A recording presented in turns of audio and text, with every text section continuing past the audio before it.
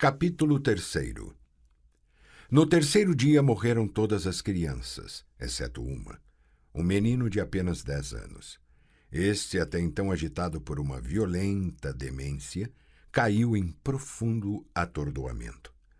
Seus olhos tinham um aspecto vítreo, suas mãos agarravam incessantemente as cobertas ou se agitavam no ar, como para pegar penas esvoaçantes. Sua respiração tornou-se alta e rouca. Um suor frio, pegajoso e fétido aflorou em sua pele. Foi quando lhe deram uma nova dose de elixir nas veias, e o ataque se repetiu.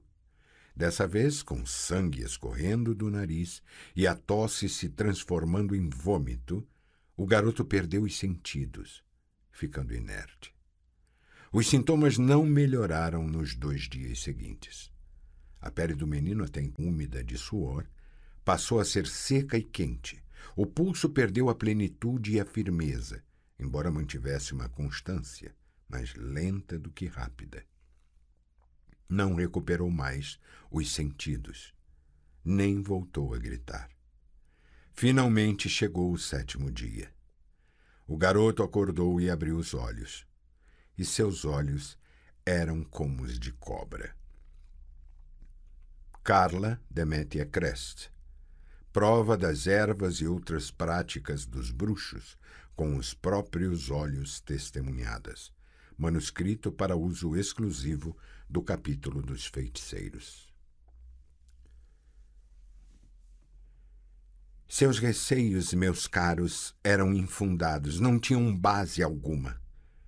Tris franziu o senho e apoiou os cotovelos na mesa. Acabaram-se os tempos em que os feiticeiros caçavam fontes e crianças com aptidões mágicas e, por meio de força ou algum ardil, arrancavam-nas dos pais ou tutores. Vocês cogitaram a possibilidade de eu querer afastar Ciri de vocês? Lambert bufou e virou a cabeça. Eskel e Vazemir olharam para Geralt. Este, porém, permaneceu calado. Ficou olhando para o lado e brincando com seu medalhão prateado com a imagem da cabeça de um lobo de presas arreganhadas. Tris sabia que o medalhão reagia à magia. Numa noite como a de Midinvern, quando havia tanta magia que o ar chegava a vibrar, os medalhões dos bruxos agitavam-se incessantemente, a ponto de incomodar. Não, minha filha, respondeu por fim Vazemir.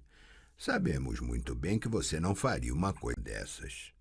Mas sabemos também que você tem a obrigação de informar a existência dela ao capítulo dos feiticeiros.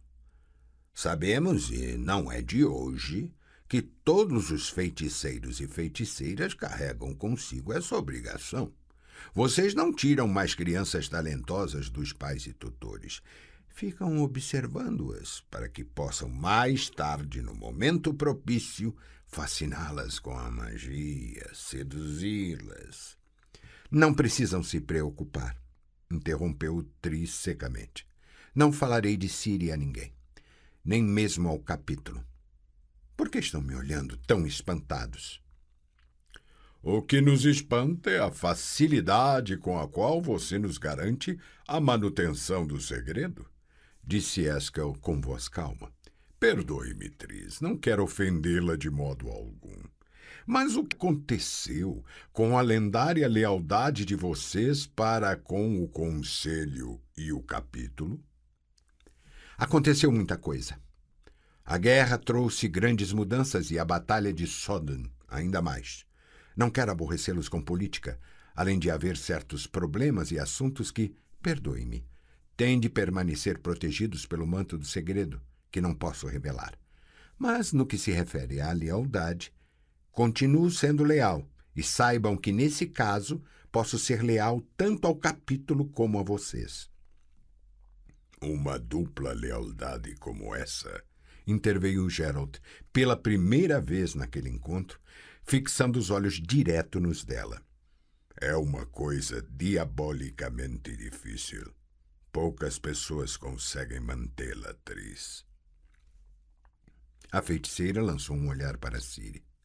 A menina estava sentada junto de Cohen sobre uma pele de urso num ponto distante da sala, ambos entretidos na brincadeira de tapas na mão. O jogo foi ficando monótono, pois os dois eram inacreditavelmente rápidos, e nenhum conseguia acertar o outro, mas isso de modo algum os impedia de se divertir bastante. Geralt falou. Quando você encontrou Ciri junto do rio Jaruga, trouxe-a consigo para Caer Morhen, ocultou-a do mundo e fez de tudo para que nem seus entes mais próximos soubessem que ela estava viva. Você agiu assim porque alguma coisa, totalmente desconhecida por mim, o convenceu de que a predestinação existe, governando-nos em tudo o que fazemos em nossa vida. Eu também acredito nisso, sempre acreditei. Se for predestinado, Ciri tornar-se-á uma feiticeira. Assim será. Nem o capítulo, nem o conselho precisam saber de sua existência, observá-la ou convencê-la. Mantendo o segredo de vocês, não estarei de maneira alguma traindo o conselho. No entanto, como sabem muito bem, temos aqui um problema. Se fosse apenas um, suspirou Vazemir. Continue, filhinha. A menina tem dons mágicos e isso não pode ser negligenciado. Seria demasiadamente arriscado. De que ponto de vista? Os dons incontrolados são muito perigosos, tanto para a fonte como para os que estão à sua volta. A estes, a fonte pode representar um perigo de várias formas. Já a si mesma, apenas de uma: contrair uma doença mental, mais frequentemente catatonia. Com todos os diabos, disse Lambert após um longo silêncio. Estou escutando vocês e acho que alguém já enlouqueceu e a qualquer momento poderá representar um perigo aos que estão à sua volta. Predestinação, fontes, magias, milagres, prodígios. Será que não está exagerando, Marigold? Ciri não é a primeira criança que foi trazida à fortaleza. Geralt não encontrou predestinação alguma. Ele encontrou mais uma criança órfã e sem lar. Vamos ensinar a ela como usar a espada e a soltaremos no mundo como fizemos com outras? Muito bem, tenho de admitir que, até agora, nunca treinamos uma menina em Caer Morhen. Tivemos problemas com Ciri e você fez muito bem em apontá-los para nós. Mas não precisa exagerar. Ela não é tão original assim para termos de cair de joelhos e erguer os olhos aos céus. Não há muitas guerreiras rondando pelo mundo. Posso lhe garantir, Marigold, que Ciri sairá daqui ágil, sadia, forte e bem preparada para ser bem-sucedida na vida, e sem nenhuma catatonia ou outra psicose, a não ser que você a convença de que ela tem essa doença. Vazemir, Triss virou-se na cadeira. Mande-o calar a boca, porque está atrapalhando. Você está bancando a sabichona, respondeu calmamente Lambert. Mas não sabe tudo. Veja. Estendeu a mão na direção da lareira, dobrando os joelhos de forma estranha. Da lareira emanaram um rugido e um uivo. As chamas cresceram repentinamente e as brasas ficaram mais claras, soltando milhares de fagulhas. Geralt, Vazemir e Eskel olharam preocupados para Ciri, mas a menina nem chegou a prestar atenção ao espetáculo de fogos de artifício. Triss cruzou os braços sobre o peito e olhou desafiadoramente para Lambert. Sinal de Ard, constatou calma. Você quis me impressionar? Pois saiba que, com o mesmo gesto reforçado por concentração, força de vontade e encanto, posso disparar essas achas pela chaminé tão alto que você pensará tratar-se de estrelas. Você pode, ele admitiu, mas Ciri não. Ela é incapaz de lançar o sinal de Ard ou qualquer outro. Já tentou centenas de vezes e nada. E você mesma sabe que para lançar um sinal basta um mínimo de dom. Portanto, Ciri não tem nem esse mínimo. Ela é uma criança absolutamente normal, não é dotada de dons mágicos, enquanto você fica falando de fontes, querendo nos assustar. Uma fonte, esclareceu Tris friamente. Não controla seus dons. Não tem domínio sobre eles. Ela é médium, uma espécie de transmissor. Ela entra involuntariamente em contato com a energia e a transmite também de modo involuntário. Já quando tenta controlá-la, quando se esforça para isso, como nas tentativas de lançar sinais, nada consegue. E nada conseguirá mesmo que tente não centenas, mas milhares de vezes. Isso é típico de uma fonte. No entanto, repentinamente surge um momento em que a fonte não está se esforçando para coisa alguma. Pode estar pensando em linguiça com repolho, ou jogando dados, ou transando com alguém na cama, ou mesmo apenas tirando meleca do nariz. E, então, algo acontece. Por exemplo, a casa fica envolta por chamas. Em alguns casos, cidades inteiras foram tomadas por chamas. Você está exagerando, Marigold. Lumber, falou Gerald, largando o medalhão e colocando as mãos sobre a mesa. Em primeiro lugar, não se dirige à atriz por Marigold, já que ela lhe pediu várias vezes que não a trate assim. Em segundo, Tris não está exagerando. Tive a oportunidade de ver com os próprios olhos a mãe de Ciri, a pequena princesa Pavetta, em ação. E creia-me que havia muito para ver. Não sei se ela era uma fonte, mas ninguém suspeitava de que ela tivesse algum dom, até o momento em que ela quase transformou em cinzas o castelo real de Sintra.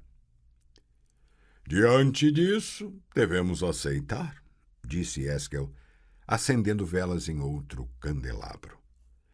Devemos aceitar que Ciri pode estar tomada por uma carga genética. Não só pode, acrescentou Vazimir, como está. Se de um lado, Lambert tem razão quando afirma que Ciri não é capaz de lançar sinais, de outro, todos nós vimos. Calou-se e olhou para Ciri, que, com alegres gritos, comemorava sua vitória na brincadeira de tapas na mão. Tris viu o sorriso no rosto de Cohen e não teve dúvida de que ele a deixara ganhar. Precisamente, aproveitou a deixa em tom irônico. Vocês todos viram. O que viram? Em que circunstância viram? Não acham, rapazes, que está mais do que na hora de fazer declarações mais específicas e precisas? Com todos os diabos, volto a repetir que guardarei segredo. Dou-lhes minha palavra. Lambert olhou para Gerald, que balançou afirmativamente a cabeça. O bruxo mais jovem se levantou, pegou de uma alta prateleira uma grande garrafa retangular de cristal e um pequeno frasco. Passou o conteúdo do frasquinho para a garrafa, sacudiu-a diversas vezes e encheu com o líquido transparente as taças que estavam sobre a mesa. Beba conosco, Tris. Será que a verdade é tão terrível, brincou ela, que não se pode falar dela sóbrio? Que é preciso se embriagar para poder ouvi-la? Não banque a engraçadinha. Dê um gole, você entenderá melhor. E o que vem a ser isto? Gaivota branca. O quê? Uma poção suave, sorriu Eskel, que lhe trará sonhos agradáveis. Que merda! Uma poção alucinatória dos bruxos? Deve ser por causa dela que seus olhos brilham tanto ao cair da noite. Gaivota branca é muito suave. A alucinatória é a negra. Se há algo de mágico neste líquido, eu estou proibida de colocá-lo na boca. É apenas uma mistura de ingredientes naturais, acalmou a Gerald. Mas a expressão em seu rosto, ela pôde notar, era de tensão. Estava mais do que evidente que temia que lhe perguntasse qual a composição do elixir. E diluída em grande quantidade de água. Jamais lhe ofereceríamos algo que pudesse fazer-lhe qualquer mal. O espumoso líquido de sabor estranho esfriou-lhe a faringe, mas espalhou calor pelo resto do corpo. A feiticeira passou a ponta da língua pelas gengivas e pelo palato. Não conseguiu identificar nenhum dos ingredientes. Vocês deixaram Ciri beber esta gaivota, adivinhou. E... Aquilo foi um acidente, interrompeu a Geralt. Logo na primeira noite, assim que chegamos. Ela estava com sede, havia gaivota na mesa. Antes que pudéssemos reagir, ela bebeu uma taça inteira e entrou em transe. Levamos um susto e tanto, admitiu Vazemir suspirando.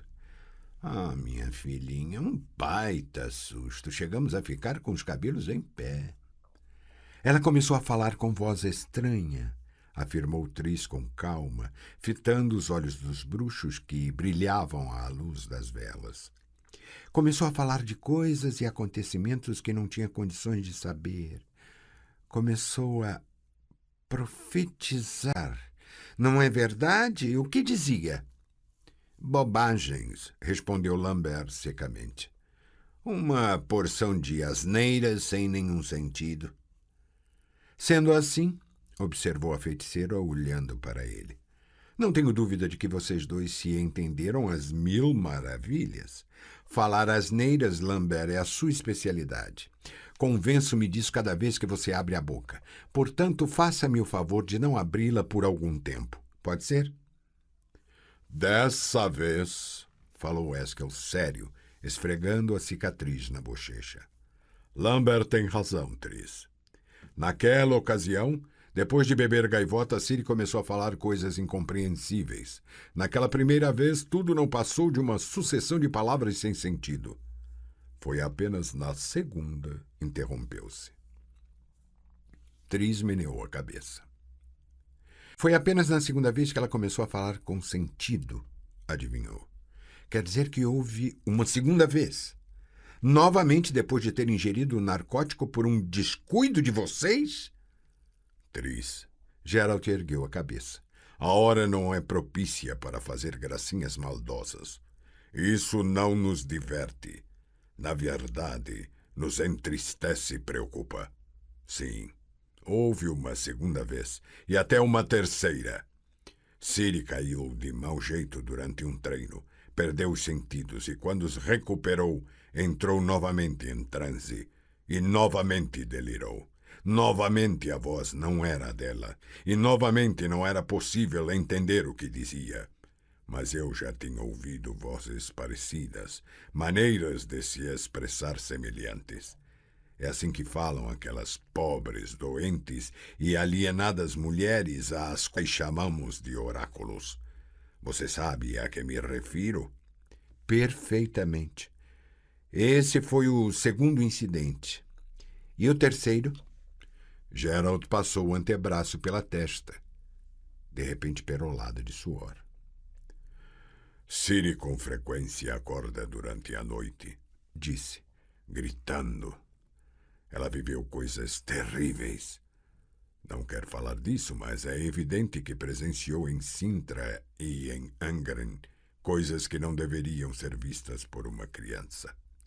Temo até que alguém lhe tenha feito mal. Aquilo retorna a ela em sonhos. Em geral, é muito fácil acalmá-la e ela volta a dormir tranquilamente. Mas certa vez, ao despertar, estava de novo em transe. De novo falava com voz estranha, desagradável e maligna. Falava claro e com sentido. Profetizava, vaticinava. E vaticinou-nos o quê? O que, Geralt? A morte, respondeu Vazemir suavemente. A morte, filhinha. Tris lançou um olhar para Ciri, que brigava com Coen, acusando-o de ter roubado no jogo. Coen abraçou-a e soltou uma gargalhada. Naquele momento, a feiticeira se deu conta, de repente, de que, até então, jamais ouvira um bruxo rir. De quem? Indagou, continuando a olhar para Coen. Dele, falou Vazemir. É minha, acrescentou Geralt, e sorriu. Depois de acordar, Não se lembrava de nada, e nós não lhe fizemos pergunta alguma. Fizeram bem. E quanto aos vaticínios, eram concretos, detalhados? Não. Gerald fitou-a diretamente nos olhos. Muito confusos.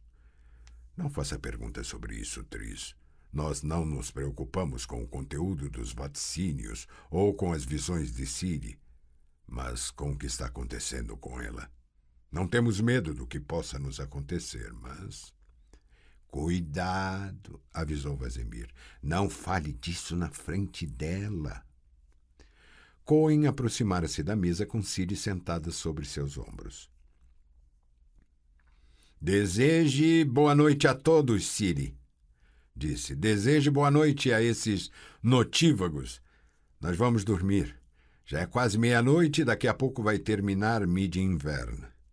A partir de amanhã, a primavera vai ficar mais próxima a cada dia. Estou com sede. Ciri deslizou dos ombros de Cohen e estendeu a mão para a taça de Eskel. Ágil, o bruxo afastou o recipiente de seu alcance e pegou uma jarra com água. Tris ergueu-se repentinamente. Sirva-se à vontade, falou, passando à menina a sua taça ainda cheia pela metade, ao mesmo tempo que apertava significativamente o braço de Geralt e dirigiu o olhar para Vazimir. Beba. Tris, sussurrou Eskel, vendo Ciri beber com sofreguidão. O que você está fazendo? Isso aí... Nem mais uma palavra, por favor. Não tiveram de esperar muito pelo efeito. Ciri logo se retesou, soltou um grito e deu um amplo sorriso de felicidade. Cerrou os olhos e estendeu os braços. Soltou uma gargalhada, virou uma pirueta e começou a dançar na ponta dos pés. Lambert, com um gesto rápido como um raio, afastou uma cadeira enquanto Cohen se postava entre a dançarina e a lareira. Tris levantou-se e tirou do decote um amuleto, uma safira engastada em prata, presa numa correntinha. Agarrou com força na mão. Filhinha, gemeu Vazimir, o que você está fazendo? Sei o que faço, respondeu secamente. A menina entrou em transe e eu vou estabelecer um contato psíquico com ela. Penetrarei seu interior. Eu lhes disse que ela é uma espécie de transmissor mágico e eu preciso saber o que está transmitindo, como e de onde recebe a aura e de que maneira a transforma. Hoje é mid-inverno, uma noite ideal para tal intento. Não estou gostando disso. Geralt enrugou a testa. Decididamente não estou gostando disso. Caso um de vocês venha a ter um ataque de epilepsia, disse a feiticeira, não levando em consideração as palavras de Geralt, sabem como agir. Enfiem um pedaço de madeira entre os dentes, segurem as pernas e os braços e esperem até o ataque passar. Mais ânimo, rapazes. Eu já fiz isso mais de uma vez. Ciri parou de dançar, caiu de joelhos, estendeu os braços e apoiou a cabeça nos joelhos. Tris encostou o agora aquecido amuleto em sua fronte, sussurrou um encanto, fechou os olhos, concentrou-se e disparou um impulso. O mar bramiu. As ondas bateram com estrondo contra os penhascos, explodindo em geysers entre as rochas. Agitou as asas, aproveitando o ar salino. Indescritivelmente feliz, embicou para baixo, alcançando o bando de suas companheiras, tocou com a ponta das patas o dorso das ondas, voltou a erguer-se ao céu, espargindo gotículas ao redor. Ficou planando agitada pelo vento que lhe traspassava as penas das asas e da cauda. A força da sugestão, pensou lucidamente. Nada mais do que a força da sugestão. Uma gaivota. Tris! Tris! Ciri! Onde está você? Tris! O grasnar das gaivotas cessou. A feiticeira continuava sentindo no rosto os úmidos salpicos dos vagalhões, porém, debaixo dela não havia mar. Na verdade havia, mas era um mar de vegetação, uma infinita planície que ia até o horizonte. Para seu grande horror, Tris constatou que o que estava vendo era o panorama descortinado do topo do monte de Sodan. No entanto, aquilo não era o monte. Não podia ser o monte. O céu escureceu repentinamente e tudo em volta mergulhou em sombras. Viu uma longa fila de confusas figuras descendo devagar pela encosta. Ouviu sussurros sobrepondo-se uns aos outros e juntando-se num preocupante coro incompreensível. Ciri estava perto, virada de costas para ela. O vento agitava seus cabelos acinzentados. As indistintas e confusas figuras continuavam passando ao largo, numa fila que parecia não ter fim. Quando se aproximavam dela, viravam a cabeça. Tris conteve um grito ao olhar para seus apáticos e inexpressivos semblantes, para seus olhos cegos e mortos. Não reconhecia a maior parte dos rostos, mas alguns sim. Coral, Vaniel, Yol, Rabi Axel. "Por que você me trouxe até aqui?" murmurou. "Por quê?" Ciri virou-se e ergueu a mão. A feiticeira viu um filete de sangue escorrendo-lhe pela palma, desde a linha da vida até o pulso. "Foi uma rosa", disse a menina calmamente. "Rosa de Shailwed. Espetei-me em um de seus espinhos. Não foi nada. É apenas sangue. O sangue dos elfos." O céu escureceu ainda mais para logo em seguida brilhar com a forte e cegante luz de um raio. Tudo congelou, permanecendo em silêncio e inerte. Tris tentou dar um passo à frente, querendo se certificar de que conseguiria. Parou ao lado de Ciri e notou que estavam na beira de um precipício sem fim, no qual se reviravam rolos de fumaça vermelha, parecendo iluminados de baixo para cima. O brilho de outro raio silencioso revelou uma longa escadaria de mármore, levando ao fundo do precipício. "Tem de ser assim", afirmou Ciri com voz trêmula. "Não há outro caminho, apenas este, escadas abaixo. Tem de ser assim porque Vaes Deireal Aib Egean." "Fale", sussurrou a feiticeira. "Continue falando, criança. Criança de sangue antigo. Faenwed, Luned Aib, Hen Ishkaer. Deithwen, chama branca." "Não, não, não! Ciri!" "O cavaleiro negro, com plumas no elmo. O que ele me fez? O que aconteceu então? Eu tinha medo. Ainda tenho medo. Aquilo não terminou, aquilo jamais vai terminar. A leoazinha tem de morrer.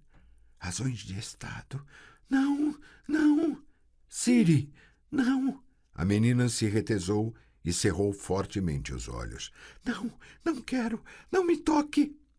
Seu rosto sofreu uma repentina mutação, ficando duro.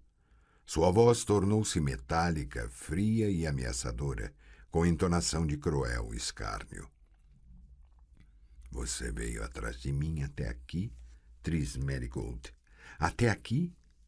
Você foi longe demais, 14ª, em que eu a avisei." "Quem é você?" indagou Tris, esforçando-se para manter o controle da voz. "Você saberá quando chegar a hora."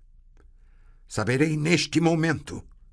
A feiticeira estendeu as mãos, separando bem os dedos e colocando toda a sua força no encanto da identificação.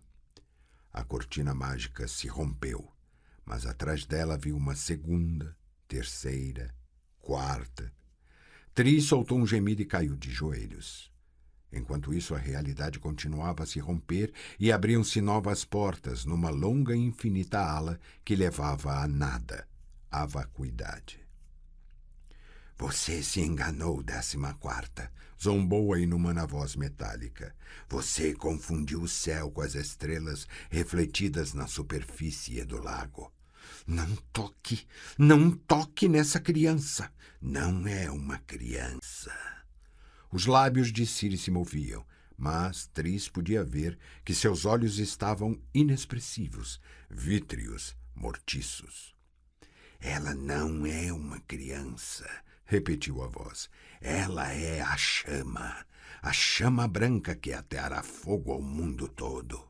Ela é o sangue antigo, Ren-Ishaer, o sangue dos elfos, o grão que não germinará, mas que explodirá em chamas, o sangue que será profanado. Quando chegar Ted-Deiread, o tempo do fim, Vaesteriad Aepeijan. Você está vaticinando morte? Gritou Tris. É a única coisa que você sabe fazer, vaticinar morte? De todos, deles, dela, minha, sua. Você já morreu, 14ª. Tudo em você já está morto. Pelo poder das esferas, gemeu a feiticeira, mobilizando o resto de suas forças e fazendo um amplo gesto no ar com a mão. Por água, fogo, terra e ar eu a conjuro. Conjuro-a na mente, no sono, no que foi, no que é e no que será. Conjuro-a. Quem é você? Fale! Ciri virou a cabeça. A visão da escadaria levando às profundezas desapareceu, surgindo em seu lugar um mar plúmbeo, agitado e coberto de espuma das ondas. O silêncio voltou a ser interrompido pelos gritos de gaivotas. Voe, disse a voz pela boca da menina. Está na hora. Volte para o lugar de onde veio, 14ª do monte. Voe nas asas de uma gaivota e escute os grasnidos das outras. Ouça com atenção. Eu conjuro, você não pode. Voe, gaivota. E de repente houve outra vez o uivo do vento, o úmido e salgado ar marinho, e o voo sem fim nem começo. As gaivotas grasnavam selvagemente. Grasnavam e ordenavam. Tris. Ciri, esqueça-o. Não o torture, esqueça. Esqueça, Tris. Esqueça. Tris. Tris. Tris. Tris. Abriu os olhos, agitou a cabeça sobre o travesseiro e mexeu os braços dormentes. Geralt? Estou aqui a seu lado. Como você está se sentindo? Tris olhou em volta. Estava em seu aposento, deitada na cama, na melhor cama de Kaer Morhen. Onde está Ciri? Está dormindo. Há quanto tempo? Tempo demais. Interrompeu-a o bruxo, cobrindo-a com o cobertor, e abraçou-a. Quando se inclinou sobre ela, o medalhão com a cabeça de lobo balançou logo acima de seu rosto. O que você fez não foi uma das melhores ideias, Tris. Está tudo bem. A feiticeira tremeu nos braços dele. Não é verdade, pensou. Nada está bem. Virou o rosto para evitar que o medalhão a tocasse. Havia muitas teorias sobre as propriedades dos amuletos dos bruxos, mas nenhuma delas recomendava aos feiticeiros tocá-los durante os dias e as noites do solstício. Por acaso, nós falamos algo durante o transe? Você não. Você esteve inconsciente o tempo todo. Já Ciri, logo antes de sair do transe, disse: Vaes deidrea aep-egean. Ela conhece a língua antiga? Não o suficiente para dizer uma frase completa. Uma frase que quer dizer algo está terminando, murmurou a feiticeira, passando a mão pelo rosto. Geralt, esse assunto é muito sério. A menina é uma médium extremamente forte. Não sei com o que e com quem ela entra em contato, mas acho que não existe um limite para suas conexões. Algo quer se apossar dela, algo que é demasiadamente poderoso para mim. temo por ela. O próximo transe poderá terminar com uma doença psíquica. Eu não sou capaz de dominá-lo, não sei como, não posso. Se fosse necessário, eu não saberia como bloquear seus dons. Não seria capaz de apagá-los permanentemente caso não houvesse outra saída. Você vai ter de contar com a ajuda de uma feiticeira mais poderosa do que eu. Mais capaz e mais experiente. Você sabe de quem estou falando. Sei, respondeu Geralt, virando a cabeça e cerrando os lábios. Não se oponha, não se defenda. Posso imaginar por que você foi buscar meu auxílio em vez do dela. Sobrepuja o orgulho, supere a mágoa e a teimosia. Isso não faz o menor sentido. Você acabará torturando a si mesmo e porá em risco a saúde e até a vida de Ciri. O que acontecerá a ela no próximo transe poderá ser pior do que a prova das ervas. Vá pedir auxílio a Yennefer, Geralt. E quanto a você, Triss? Eu? A feiticeira engoliu saliva com esforço. Eu não conto.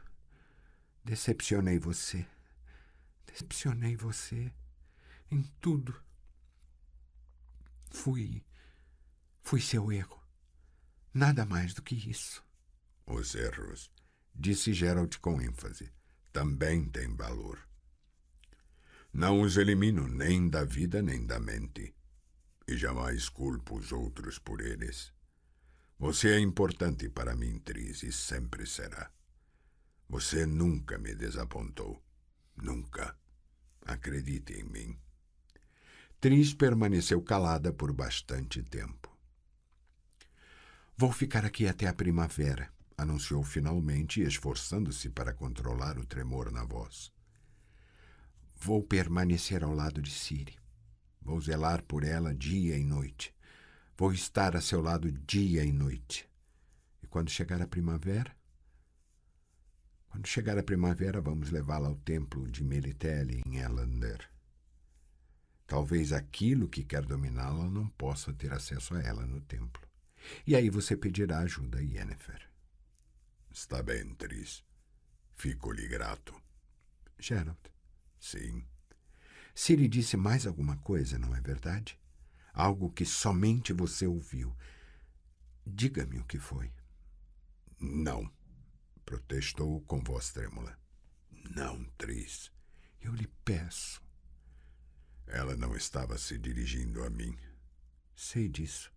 Estava falando para mim. Conte-me, por favor. Depois do transe, quando a ergui do chão, ela sussurrou.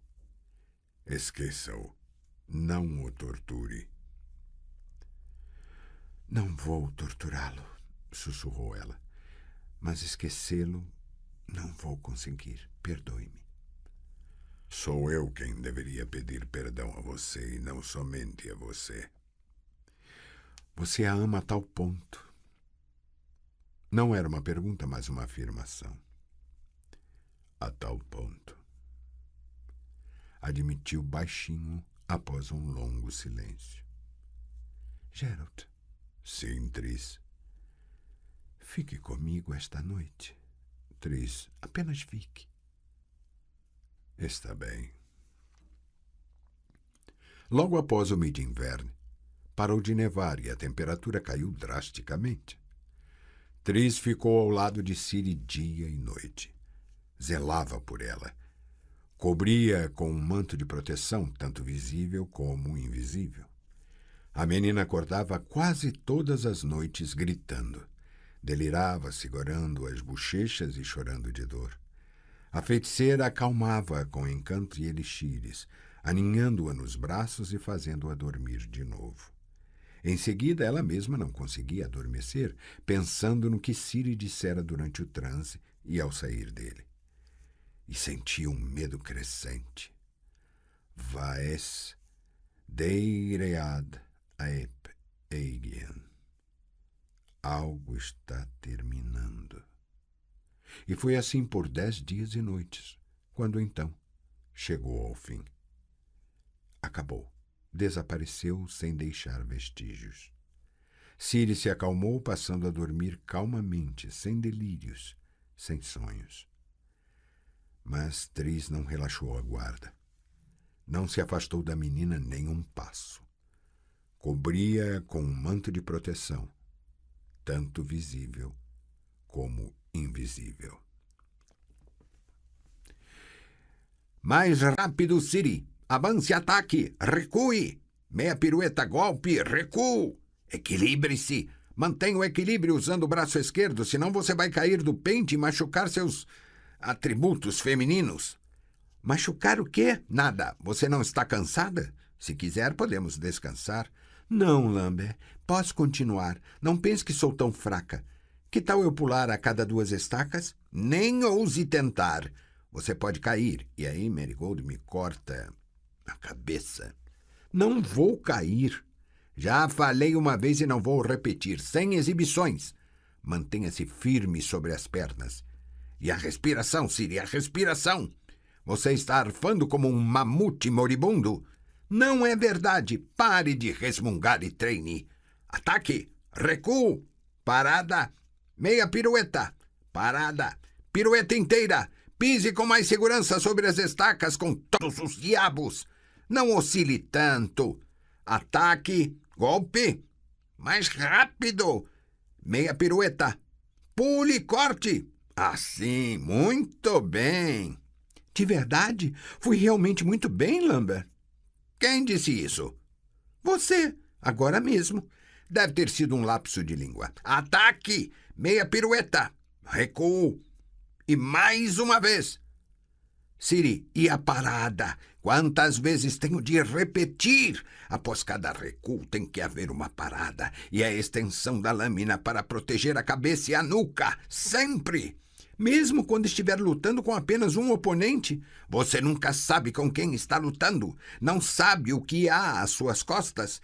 Tem de se proteger sempre. O trabalho das pernas e a espada. E isso deve tornar-se um reflexo condicionado. Um reflexo, entendeu? Você não pode se dar ao luxo de esquecer isso. Se esquecer num combate real, já era. Mais uma vez. Exatamente assim. Viu a posição em que você ficou após uma parada? Em condição de desferir um golpe em qualquer direção. Caso seja necessário, você poderá até desferir um golpe para trás. Vamos, mostre-me uma pirueta seguida de um golpe para trás. Ha! Muito bem. Conseguiu entender em que consiste a coisa? Eu não sou boba. Você é uma menina. As meninas não raciocinam. Ah, Lambert, se Tris ouvisse isso... Se minha tia fosse homem, seria meu tio. E agora basta. Desça. Vamos descansar. Eu não estou cansada. Mas eu estou. Vamos descansar. Desça do pente. Com um salto? E como você queria? Como uma galinha descendo do poleiro? Vamos, salte. Não tenha medo, eu estou aqui para protegê-la. Ha! Bonito. Para uma menina, muito bonito. Já pode tirar a venda dos olhos. Tris, já não chega por hoje? Que tal pegarmos o trenó e deslizarmos colina abaixo? O sol está brilhando, a neve está tão branca que chega a doer os olhos. Que dia mais lindo! Não se debruce tanto, senão vai cair da janela. Vamos andar de trenó, Tris. Proponha-me isso na língua antiga e aí terminamos a aula do dia. Afaste-se da janela, retorne à mesa. Ciri, quantas vezes eu tenho de lhe pedir que largue essa espada? Pare de agitá-la para todos os lados. É minha nova espada, verdadeira. Uma espada de bruxo, feita de aço que caiu do céu, de verdade. Foi Geralt que disse isso, e ele nunca mente, como você bem sabe. Ah, sim, e como sei. Preciso me acostumar com ela. Tio Vazemir ajustou-a para meu peso, minha altura e o comprimento de meu braço. Tenho de acomodar a ela minha mão e meu punho. Acomode-os à vontade, mas no pátio, não aqui. Mas sou todo ouvidos. Pelo que me lembra, você queria me propor um passeio de trenó. Na língua antiga, portanto, proponha. Como se diz trenó? Sled, como substantivo, e Aesled como verbo. Ah, já sei. Vai em Aesled, Elia? Nunca termine uma pergunta desse jeito, é deselegante. A pergunta é formada pela entonação. Mas as crianças das ilhas... Você não está aprendendo o jargão de Skellige, e sim a língua antiga clássica. E para que estou aprendendo essa língua? Para conhecê-la. É sempre bom aprender uma coisa que não se sabe. Quem não conhece outras línguas é um aleijado. Mas, no fim, todos acabam falando na língua comum. É verdade. Só que alguns não apenas nela. E eu lhe garanto, Siri, que é melhor pertencer ao grupo de alguns do que de todos. E agora vamos lá, uma frase completa. O dia está lindo, vamos passear de trenó. Elaine Ted a Taigan Ava en Iceland. Muito bem. Então vamos passear de trenó. Vamos, mas primeiro deixe-me retocar a maquiagem. E posso saber para quem você se maquia tanto? Para mim mesma. As mulheres ressaltam sua beleza para a autoestima, para se sentirem bem com si mesmas. Sabe de uma coisa? Também não estou me sentindo tão bem assim. Não precisa rir, Tris. Venha até aqui, sente em meus joelhos. Deixe a espada de lado, já lhe pedi. Obrigada. Agora pega esse pincel maior e espalhe um pouco de pó de arroz no rosto. Não tanto, menina, não tanto. Mire-se no espelho. Vê como está bonita? Não vejo diferença alguma. Posso pintar os olhos? Por que você está rindo? Você sempre pinta seus olhos. Eu também quero. Está bem, tome. Escureça as pálpebras com isto. Siri, não feche os 2 olhos, porque assim você não vê nada e se lambuza toda. Pegue apenas um pouquinho e passe de leve nas pálpebras. Eu disse de leve. Deixe-me tirar o excesso. Feche os olhos. Agora abra. Está vendo a diferença? Um pouco de sombra não faz mal a olhos mesmo tão bonitos como os seus. As elfas sabiam o que estavam fazendo quando inventaram a sombra para as pálpebras. As elfas? Você não sabia? A maquiagem é uma invenção das elfas. Nós aprendemos muitas coisas extremamente úteis com o povo antigo, dando-lhe miseravelmente pouco em troca. Agora, pegue este lápis e trace uma linha na pálpebra superior, bem junto das pestanas. Siri, o que você está fazendo? Não ria. A pálpebra está tremenda por causa disso. Entreabra levemente os lábios e ela parará de tremer. Está vendo? Pronto. Venha. Agora vamos descer e deixar os bruxos mudos de espanto diante de nossa beleza. Será muito difícil encontrar uma visão mais encantadora. Depois pegaremos o trenó e desfaremos a maquiagem enfiando a cara na neve.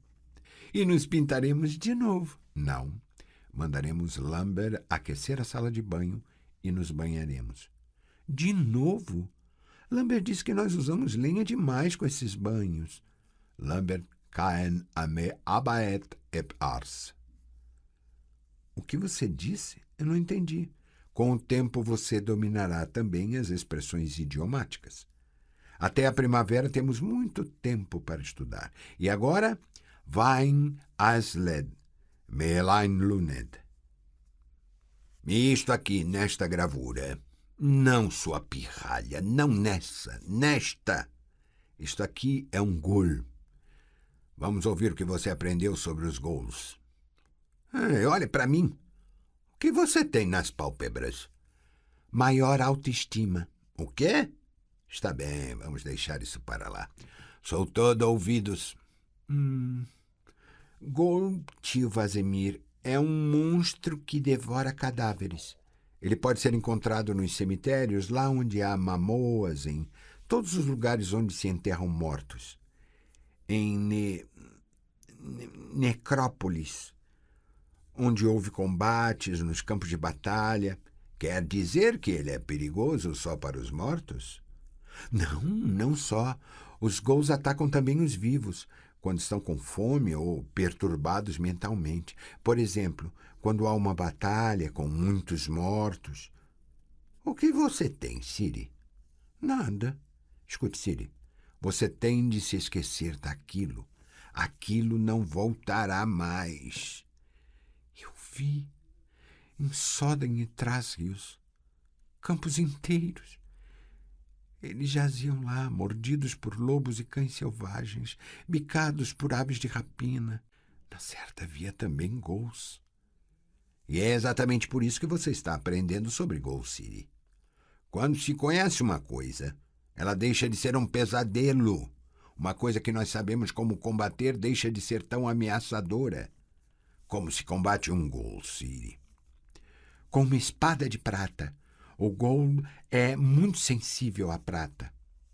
E a que mais? À luz forte e ao fogo. Portanto, ele pode ser combatido com a ajuda da luz e do fogo? Sim, mas isso é perigoso. Um bruxo não usa luz nem fogo porque eles atrapalham sua visão. Cada luz provoca uma sombra e sombras dificultam a orientação. É preciso combater sempre no escuro, à luz do luar ou das estrelas. Muito bem.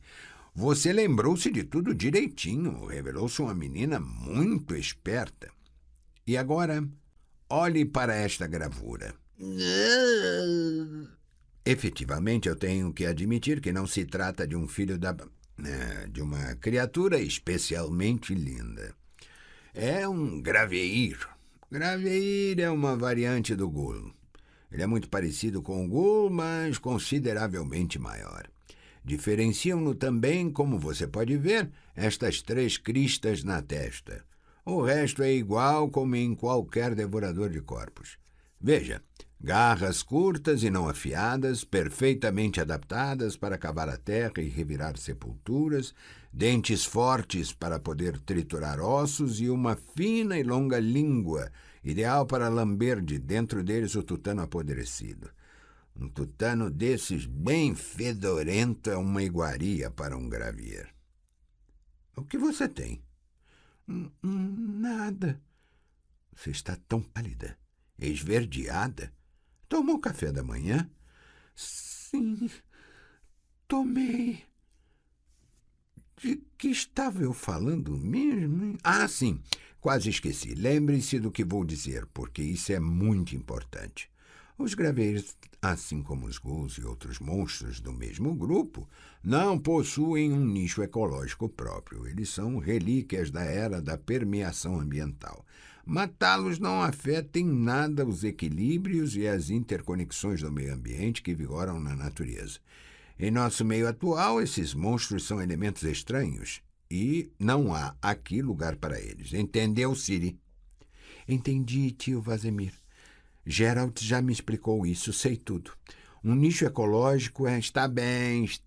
Eu sei o que é um nicho ecológico e se Geralt lhe explicou, não precisa recitá-lo para mim. Voltemos aos gravirs. Eles aparecem muito raramente, o que é uma sorte, porque são um bando de terríveis filhos da puta. Qualquer arranhão numa luta com um gravier significa uma infecção causada pelo veneno dos cadáveres. Com qual elixir devemos combater o veneno cadavérico, Ciri? Com o Oriolídeo. Certíssimo, mas é sempre melhor evitar a infecção. É por isso que, ao lutar com um gravier, não se deve chegar muito perto do desgraçado. Luta-se com ele sempre mantendo uma prudente distância, desferindo golpes com um rápido pulo para frente. E qual é o melhor lugar para acertá-lo? É do que vamos tratar agora. Veja. Mais uma vez, Ciri. Vamos repetir isso devagar para que você possa dominar todos os movimentos. Olhe, estou atacando você, adotando terceira posição, inclinando-me como se fosse lhe dar uma estocada. Por que está recuando? Porque sei que se trata de uma finta. Você pode fazer uma larga sinistra ou me golpear com o quarto superior.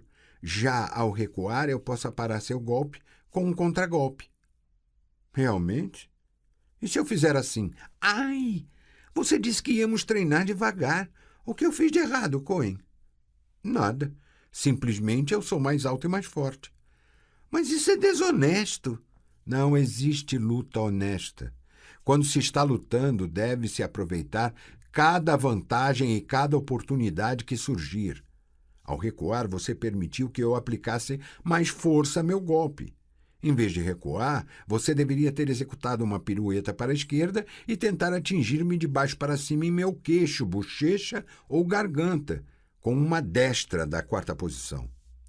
Pois sim, como se você fosse permitir. Você daria uma pirueta no sentido contrário e me acertaria no lado esquerdo de meu pescoço antes de eu ter tido tempo de preparar uma parada. Como posso saber o que você vai fazer? Você precisa saber. E sabe. Pois sim, Ciri. Isto que estamos fazendo neste momento é uma luta. Eu sou seu adversário. Quero e preciso derrotar você porque é minha vida que está em jogo. Como sou mais alto e mais forte, vou tentar achar qualquer oportunidade para aplicar golpes que anularão sua parada, exatamente como você viu há pouco. Para que eu teria de dar uma pirueta? Veja, já estou em sinistra. Existiria algo mais fácil que desferir em sua axila um golpe na segunda posição? Se eu cortar sua artéria, você morrerá em questão de minutos. Vamos, defenda-se. Ha! Muito bem, uma linda parada e muito bem aplicada. Viu como são úteis os exercícios para dar mais mobilidade aos pulsos? E agora preste atenção, porque muitos esgrimistas cometem o mesmo erro na parada estática.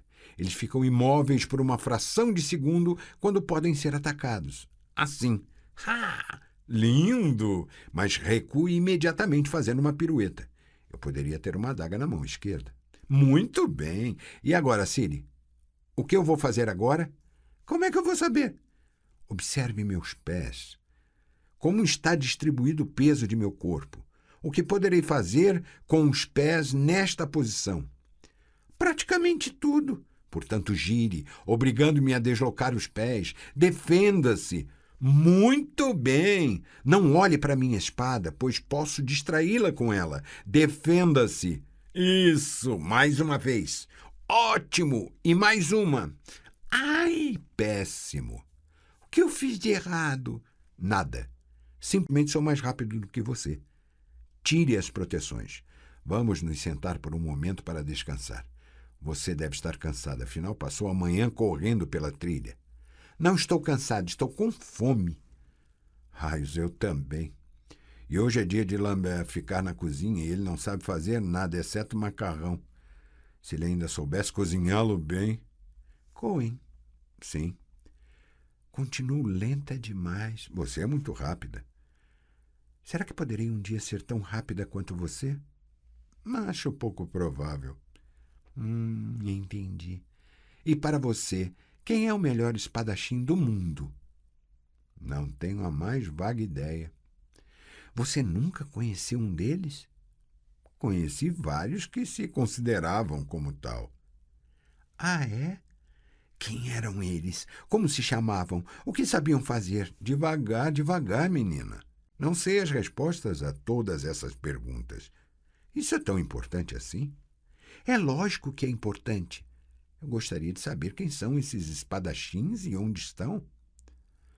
Onde eles estão? Isso eu sei. Ah, é? Onde? Nos cemitérios. Preste atenção, Ciri.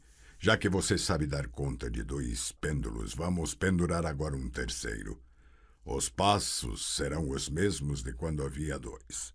Você apenas terá de fazer um desvio a mais. Pronta? Pronta. Concentre-se e relaxe. Aspire e expire. Ataque! Ai, que droga! Não pragueje, por favor.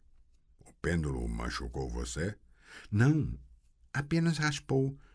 O que eu fiz de errado? Você se moveu num ritmo muito regular, apressou demais a segunda pirueta e sua finta foi exageradamente ampla. Com isso, deu de cara com o pêndulo.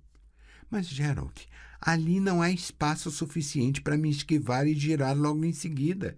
Eles estão pendurados muito juntos. Há muito lugar, garanto-lhe. Os espaços, porém, foram calculados para forçar um movimento arrítmico. Trata-se de uma luta e não de um balé. Numa luta não se pode mover um ritmo. Você tem de usar seus movimentos para desconcentrar o oponente, confundi-lo, atrapalhar suas reações. Está pronta para a próxima tentativa? Estou. Balance essas malditas esferas. Não pragueje. Relaxe e ataque. Ha! Ha! Gostou, Geralt? Nem chegaram a roçar em mim. Assim como você não chegou a roçar o segundo saco com sua espada. Já lhe disse que isso é uma luta e não um balé ou acrobacia. O que você está resmungando aí? Nada. Relaxe. Ajuste a munhequeira. Não aperte tanto a mão na empunhadura. Isso prejudica a concentração e atrapalha o equilíbrio.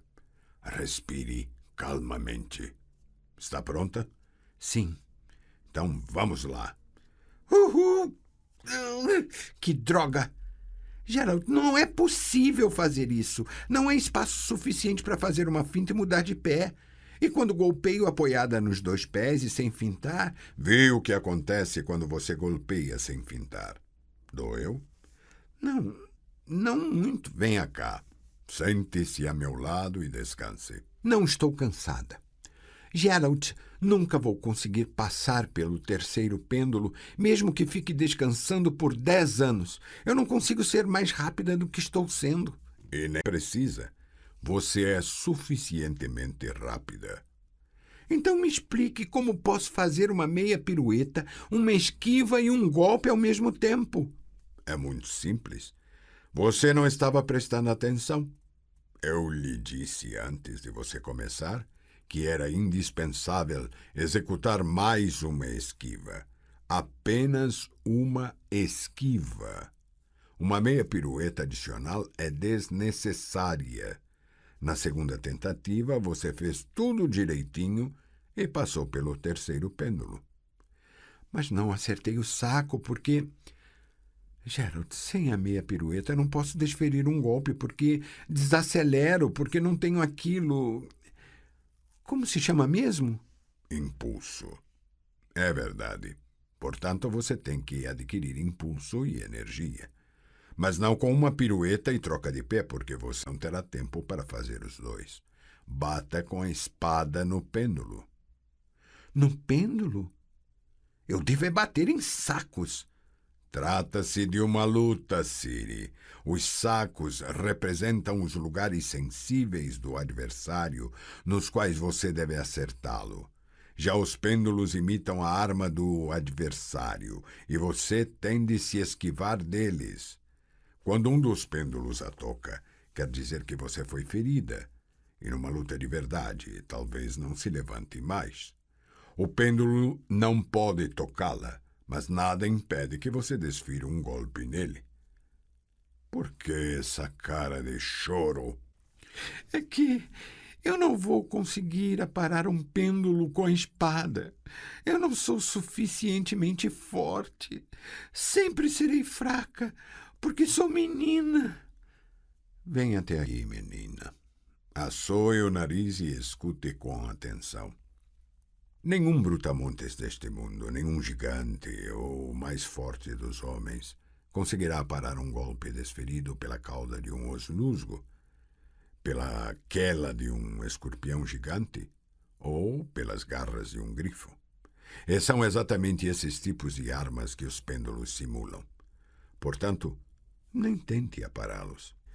Você não conseguirá rebater o pêndulo, mas poderá rebater-se nele, absorvendo sua energia tão necessária para desferir o golpe. Basta um leve, porém extremamente rápido rebote, seguido de um imediato e também rápido golpe de uma meia volta reversa. Você acaba adquirindo impulso no rebote. Fui claro? Rapidez, Ciri, e não força. A força bruta é indispensável a um lenhador que derruba árvores com um machado numa floresta. E é por isso que são muito raros os casos de mulheres lenhadoras. Entendeu o sentido da coisa? Pode pôr os pêndulos em movimento.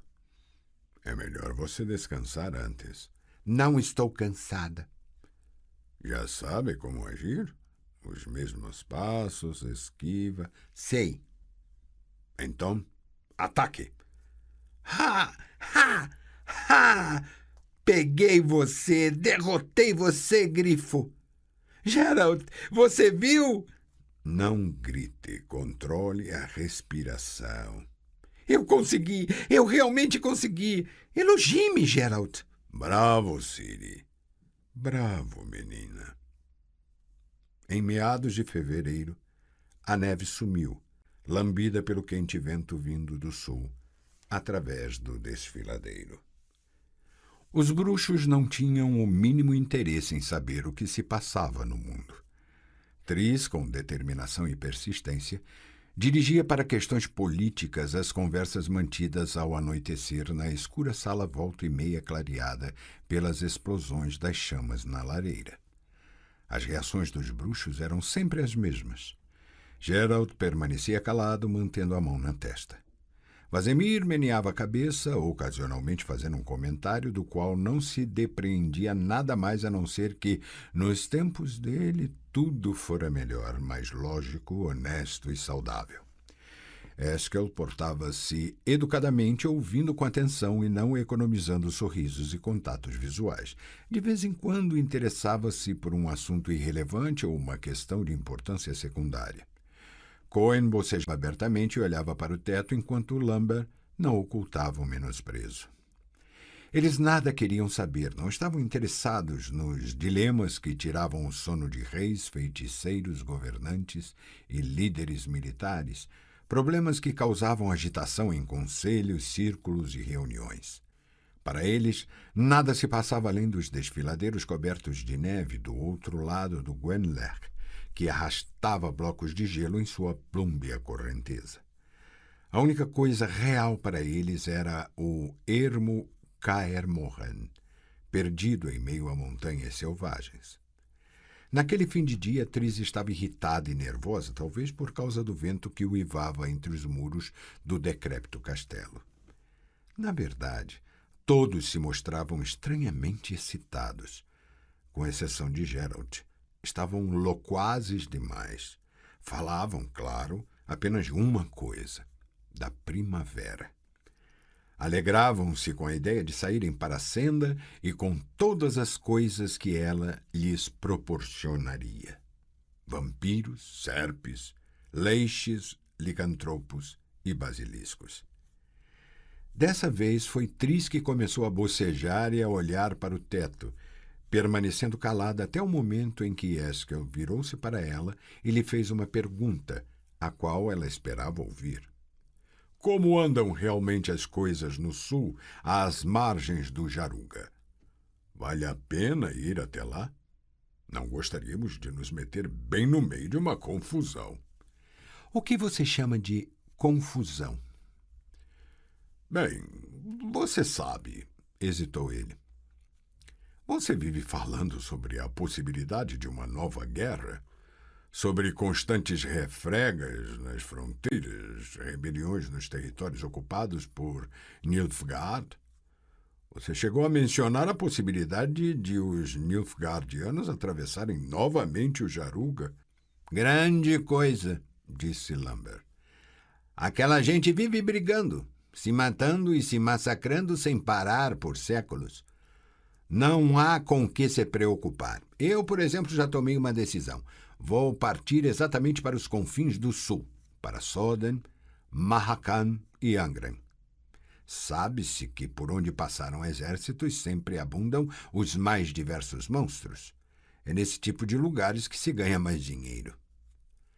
É verdade, confirmou Cohen. Redondezas despovoadas, vilarejos apenas com mulheres indefesas, muitas crianças sem lar ou proteção vagando a esmo. Presas fáceis atraem monstros.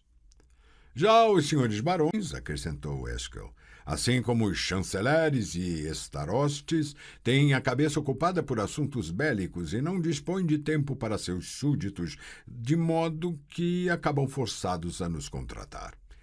Tudo isso é verdade. Mas, a julgar pelo que Tris nos contou por noites a fio, o conflito com Nilfgaard é um assunto muito mais sério do que uma simples guerrinha local. Não é isso, Tris? Mesmo que fosse, respondeu a feiticeira sarcástica, isso não se revelaria vantajoso para vocês? Uma séria guerra sangrenta significará maior número de vilarejos despovoados, mais viúvas indefesas e, definitivamente, uma quantidade absurda de crianças órfãs. Não consigo entender o motivo de seu sarcasmo, disse Geralt, afastando a mão da testa. Realmente não consigo, Tris. Nem eu, filhinha. Vazemir ergueu a cabeça. O que a preocupa tanto? As viúvas e as criancinhas? Lambert e Cohen falam levianamente como todo jovem, mas o importante não são as palavras, e sim os atos. E você sabe que eles defendem essas crianças. Ela completou, furiosa. Sim, eu sei. Um lobisomem, no decurso de um ano, mata uma ou duas, enquanto um destacamento de Nilfgaardianos pode, em 1 hora, incendiar um vilarejo e passar pelo fio da espada toda a população. Sim, vocês defendem os órfãos. Já eu luto para que haja o menor número de órfãos possível no mundo. Eu luto pelas causas e não pelos resultados. E é por isso que faço parte do Conselho de Foltest de Temeria e me reúno com Ferkart Keiramets, sempre no intuito de encontrar um meio de evitar uma guerra e, caso ela venha a eclodir, como se defender. Porque a ameaça de uma guerra paira incessantemente sobre nós como um abutre. Para vocês isso é apenas uma confusão. Para mim trata-se de um jogo cuja aposta é a sobrevivência. Eu estou envolvida nesse jogo e é por isso que seu descaso e sua leviandade me doem e ofendem. Geralt ergueu-se e olhou para ela. Nós somos bruxos, Tris. Será que não consegue entender isso? O que há para entender? A feiticeira atirou para trás a bela cabeleira castanha. Tudo é claro como água. Vocês escolheram uma relação específica com o mundo que os cerca. O fato de que, a qualquer momento, tal mundo possa desabar cabe perfeitamente nessa sua escolha. Na minha, ele não cabe. E é isso que nos diferencia. Eu não estou tão certo se apenas isso. O mundo está desabando, insistiu ela. Pode-se ficar olhando passivamente para tal fato ou contrapor-se a ele. De que modo? Sorriu Geralt debochadamente. Com emoções? Tris não respondeu, virando o rosto na direção das chamas que bramiam na lareira. O mundo está desabando, repetiu Cohen, balançando a cabeça com falso espanto. Quantas vezes já ouvi essa expressão? Eu também, disse Lambert, fazendo uma careta de desagrado. O que não é de espantar, já que ela se tornou uma frase popular. É assim que falam os reis quando fica patente que, para reinar, é indispensável pelo menos um pingo de inteligência. É assim que falam os comerciantes, cuja ganância e estupidez levaram-nos à falência. É assim que falam os feiticeiros quando começam a perder influência política ou suas fontes de renda. E em todos os casos, o destinatário de tal afirmação é logo brindado com alguma proposta. Diante disso, Tris, deixe o prólogo de lado e faça a proposta de uma vez. Nunca achei graça em duelos verbais, falou a feiticeira, lançando-lhe um olhar gélido. Nem em demonstrações de eloquência com a intenção de zombar dos outros durante uma conversa. Portanto, não pretendo me envolver em algo semelhante agora. Vocês sabem até bem demais a que estou me referindo. Se querem enfiar a cabeça na areia, façam bom proveito disso. Mas eu estou muito espantada de ver uma atitude dessas de sua parte, Geralt. Tris.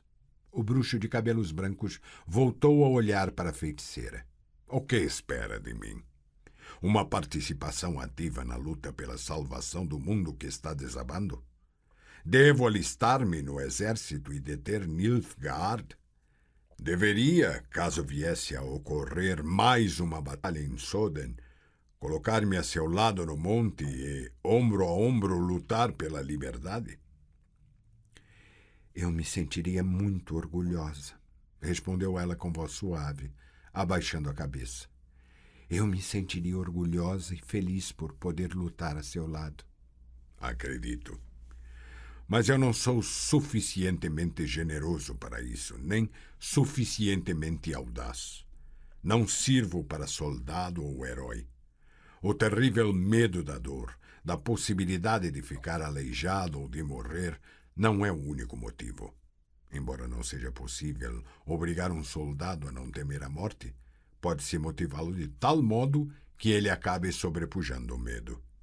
Acontece que não tenho essas motivações e não posso tê-las. Sou um bruxo, um mutante formado artificialmente. Mato monstros mediante pagamento. Defendo crianças se seus pais me pagarem. Se for pago por famílias nilfgaardianas, defenderei crianças nilfgaardianas. E mesmo que o mundo desabe, coisa que não me parece muito provável, vou ficar matando monstros sobre os escombros até um deles me matar. Esse é meu destino, minha motivação, minha vida, minha maneira de abordar o mundo. E não fui eu quem o escolheu. Fizeram-no por mim. Você está amargurado, afirmou Tris, puxando nervosamente um cacho de cabelos. Ou finge que está. Você esqueceu que eu conheço. De modo que pare de representar o papel de um mutante insensível, sem coração, sem escrúpulos e sem vontade própria. E chego a adivinhar e compreender os motivos de sua amargura. As profecias de Ciri, não é verdade? Não, respondeu o bruxo friamente. Vejo que, apesar de tudo, você me conhece muito pouco. Tenho medo da morte como qualquer um, porém, já há muito tempo me acostumei à ideia de sua existência. Não nutro ilusão alguma. Não se trata de lamentar o destino, Tris, e sim de um simples cálculo frio. Estatística. Até hoje, nenhum bruxo morreu de velhice, deitado tranquilamente em sua cama e ditando seu testamento. Nenhum. Ciri não me surpreendeu nem me assustou. Sei que vou morrer dentro de algum buraco fedendo a carniça, com o corpo rasgado por garras de grifo, lâmia ou manticora. Mas não quero morrer numa guerra que não é minha. Estou surpresa com você, falou Tris. Espanta-me o modo como você fala. Sua falta de motivação, a maneira civilizada com que você descreve sua indiferença e seu desdenhoso distanciamento. Você esteve em Soden, em Angren e em Thrasgius. Sabe o que se passou em Sintra e o que aconteceu com a rainha Calante e dezenas de milhares de seus súditos. Sabe o inferno que Ciri teve de atravessar. Sabe o motivo pelo qual ela grita à noite. Eu também sei, porque também estive lá. Assim como você, eu tenho medo da dor e da morte. E hoje há motivos de sobra para que eu tenha ainda mais. No que se refere às motivações àquela época, eu também achava que elas eram frágeis. Por que eu, uma feiticeira, devia me preocupar com o destino de Soden, Bruges, Sintra ou qualquer outro reino? O que eu tinha a ver com os problemas dos mais ou dos menos talentosos governantes? Que interesse poderia eu ter nos negócios dos comerciantes e barões? Eu era uma feiticeira e também poderia facilmente dizer que aquela guerra não era minha e que não havia nada que me impedisse de ficar sentada sobre os escombros do mundo misturando elixires para os nilfgaardianos. Mas eu fiquei no monte, ao lado de Vilgefortz, Artaud Terra Nova, Ferkart, Enid Findabair e Filipa Eilhart. Ao lado de sua Yennefer, ao lado daqueles que hoje não estão mais entre nós, Coral, Yoel, Vaniel. Houve um momento em que, de tão apavorada, eu me esqueci de todos os encantos, menos de um, com a ajuda do qual teria condições de me teletransportar daquele lugar tenebroso para minha casa, para minha torrezinha em Maribor. Houve um momento em que vomitei de terror, quando Yennefer e Coral me seguraram pelos ombros e cabelos. Já chega! Pare com isso, por favor. Não, Geralt, não vou parar. Afinal, você não queria saber o que se passou lá no topo do monte? Portanto, ouça. Havia estrondos e chamas, havia flechas flamejantes e bolas de fogo explosivas, havia gritos e tumulto, e eu repentinamente me encontrei caída sobre uma pilha de trapos carbonizados e fumegantes. Foi quando me dei conta de que aquela pilha de trapos era Yoel e que aquela coisa horrorosa a seu lado, um corpo sem braços nem pernas, que gritava de maneira tão macabra, era Coral. E eu achei que o sangue no qual eu jazia fosse o de Coral, mas não, era o meu. E foi somente então que vi o que haviam feito comigo e comecei a uivar como um cão açoitado, como uma criança castigada de modo brutal. Deixe-me em paz. Não se preocupe, não vou chorar. Não sou mais aquela menininha da torrezinha de Maribor. Sou Tris Merigold, a 14ª dos que tombaram na Batalha de Soden.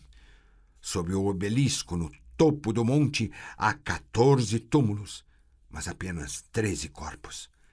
Você está espantado por terem cometido um erro desses? Não consegue adivinhar a razão? A maior parte dos corpos estava em pedaços impossíveis de distinguir, e ninguém fez uma separação minuciosa deles. Também não havia condições de contar os vivos. Dos que me conheceram bem, sobreviveu apenas Yennefer, e Yennefer estava cega. Os demais me conheceram superficialmente e sempre me reconheciam por meus lindos cabelos. Mas eu, maldição, já não os tinha mais. Geralt te abraçou-a com força. Ela não tentou afastá-lo. Não regatearam conosco os mais poderosos feitiços, continuou com voz surda. Encantos, elixires, amuletos, artefatos. Nada poderia faltar aos feridos heróis do monte. Curaram-nos, remendaram-nos, recuperaram nosso aspecto anterior, devolveram-nos cabelos e visão. Quase não se pode notar sinal algum. Mas eu nunca mais usarei um vestido decotado, Geralt. Nunca mais. Os bruxos permaneceram calados, assim como Ciri, que, sem ser notada, aproximara-se da sala e parara no vão da porta, encolhendo os ombros e cruzando os braços sobre o peito. Por isso, continuou a feiticeira após um momento, não me venha com essa conversa fiada sobre motivação. Antes de partirmos para o monte, os do capítulo disseram-nos simplesmente: isso é necessário. De quem foi aquela guerra? O que estávamos defendendo nela? Terras, fronteiras, pessoas e suas choupanas, interesses de reis, influências e receitas de feiticeiros, ordem contra caos? Não sei. Mas defendíamos o que era preciso. E, se necessário, voltarei a me apresentar no monte, porque não fazer isso significaria que a vez anterior foi inútil. E eu me apresentarei a seu lado, gritou fininho Ciri. Você pode ter certeza de que me apresentarei. Os Nilfgaardianos hão de me pagar por minha avó, por tudo. Eu não me esqueci. Cale-se, rosnou Urlambert. Não se meta na conversa dos adultos. Pois sim, exclamou a menininha, batendo o pé no chão enquanto seus olhos se iluminavam com um fogo esverdeado. Por que acham que estou aprendendo a lutar com a espada?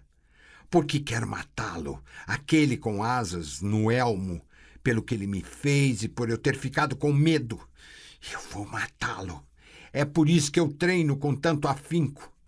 Se é por isso, então você vai parar de treinar, disse Geralt, com voz mais gélida que os muros de Kaer Morhen. Enquanto não entender o que é a espada e a que ela deve servir na mão de um bruxo, você não poderá tocá-la. Você não está treinando para matar e ser morta. Não está treinando para matar por medo ou por ódio, mas para salvar vidas. A sua e a dos outros. A menininha mordeu os lábios, tremendo toda de excitação e raiva. Entendeu? Ciri ergueu altivamente a cabeça. Não. Então você jamais entenderá. Saia da sala. Geralt, eu... Saia! Ciri girou sobre os calcanhares. Por um instante ficou parada, indecisa, como se esperasse por algo que não poderia acontecer. Depois, correu escadas acima. Todos ouviram o estrondo da batida da porta. Você exagerou, lobo, falou Vazimir. Foi áspero demais. E não devia ter feito isso na presença de Tris. O laço emocional... Não me fale de emoções. Já estou por aqui de tanta falação sobre emoções. Por que será? Indagou a feiticeira com um sorriso sarcástico e frio. Por que, Geralt?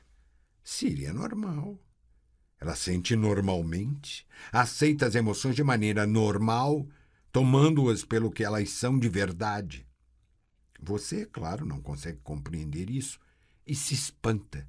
Fica surpreso e irritado diante do fato de alguém sentir normalmente amor, ódio, medo, dor, mágoa, alegria e tristeza.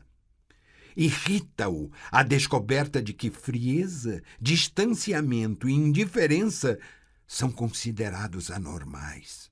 Oh, sim, Geralt. Isso o irrita a tal ponto que você começa a pensar nos subterrâneos de Kaer Morhen, no laboratório, nos empoeirados garrafões com venenos mutagênicos. Tris! Exclamou Vazimir, olhando para o repentinamente empalidecido rosto de Geralt. A feiticeira, porém, não permitiu ser interrompida e passou a falar cada vez mais rápido e mais alto. A quem você pretende enganar, Geralt? A mim? A ela? Ou a si mesmo? Talvez você não queira admitir a verdade, uma verdade conhecida por todos, exceto você. Talvez não queira aceitar o fato de suas emoções e sensibilidade humanas não terem sido mortas em você pelos elixires e pelas ervas. Foi você mesmo quem as matou. Você e mais ninguém. Mas não ouse tentar matá-las naquela criança. Cale-se! Gritou Geralt, erguendo-se de um pulo. Cale-se, Marigold! Virou-se, impotente, deixou cair os braços. Peço-lhe desculpas, falou baixinho. Perdoe-me, Tris. Em seguida, encaminhou-se rapidamente na direção das escadas. No entanto, a feiticeira levantou-se com a rapidez de um raio, correu até ele e o abraçou. Você não vai sair sozinho, sussurrou. Não permitirei que saia sozinho. Não neste momento. Souberam imediatamente para onde ela havia corrido.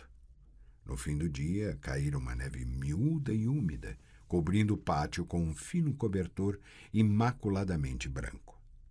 Suas pegadas eram bem visíveis.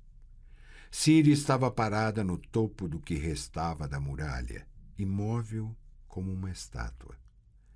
Segurava a espada acima do ombro direito, com o guarda-mão na altura dos olhos. Os dedos da mão esquerda tocavam levemente a maçã.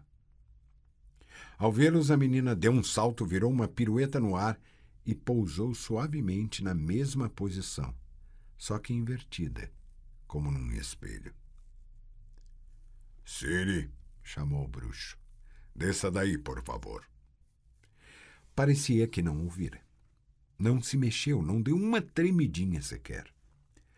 Tris viu o reflexo do luar na lâmina da espada iluminar seu rosto, brilhando sobre filetes de lágrimas. Ninguém vai tirar a espada de mim, gritou. Ninguém, nem mesmo você. Desça daí, repetiu Geralt. Ciri meneou a cabeça de maneira desafiadora, e no segundo seguinte voltou a saltar. Um tijolo solto escorregou debaixo de seu pé. Ela balançou, tentando recuperar o equilíbrio. Não conseguiu. O bruxo pulou. Tris ergueu a mão, abrindo a boca para pronunciar o encanto da levitação. Sabia que não daria tempo. Sabia também que seria impossível Gerald conseguir. Gerald conseguiu. Algo o inclinara para baixo e o atirara de lado sobre os joelhos. Ele caiu, mas não soltou Ciri. A feiticeira aproximou-se lentamente. Ouviu a menina sussurrar algo e fungar. Gerald também sussurrava. Tris não conseguia distinguir as palavras, mas entendia seu significado. Uma lufada de ar quente uivou por entre as rachaduras dos muros. O bruxo ergueu a cabeça. Primavera, disse baixinho. Sim, confirmou Tris, engolindo em seco. Nas gargantas ainda há neve, mas nos vales já é primavera. Vamos partir, Geralt? Você, eu e Ciri? Sim. Está mais do que na hora.